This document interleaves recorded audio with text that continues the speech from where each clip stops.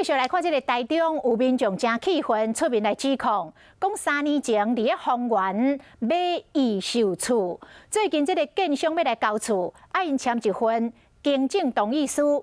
问题是这个同意书土地持有的比例，比当初所签的契约减将近15%。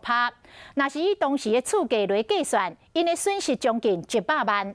所以上百个民众组成自救会，请议员帮忙解决。建商是出面来回应讲，是因为代书丁达甲合约书混唔到去，讲这个土地登记的坪数并无减少，会持续甲消费者来沟通。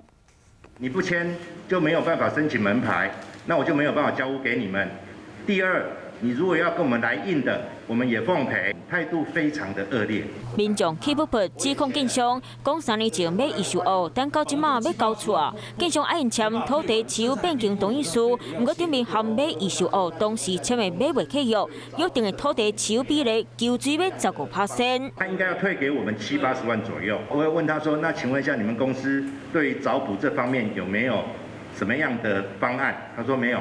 土地持有比例减15%，民众以当时的房价来算，讲损失上少780万，有的人甚至了要100多万。因不满的是，当时签的契约书顶面就清楚写，土地面积若受争差，无该所在建商应该全部补起来。他的解释是说，是代书物质算错，但是合约上又说是法规的问题，所以才要变更。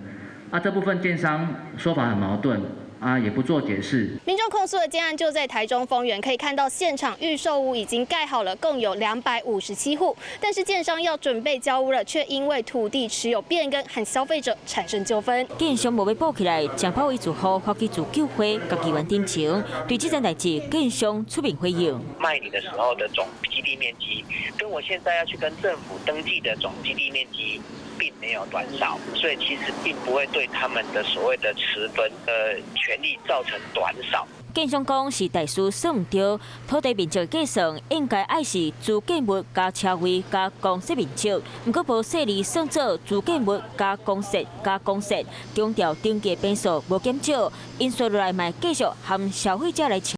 Hello， 大家好，我是乃瑜，要教给大家2个任务。第一个，华视新闻的脸书专页，你按赞了吗？还有华视新闻的 YouTube 频道，赶紧订阅起来，还要记得按赞，开启小铃铛哦。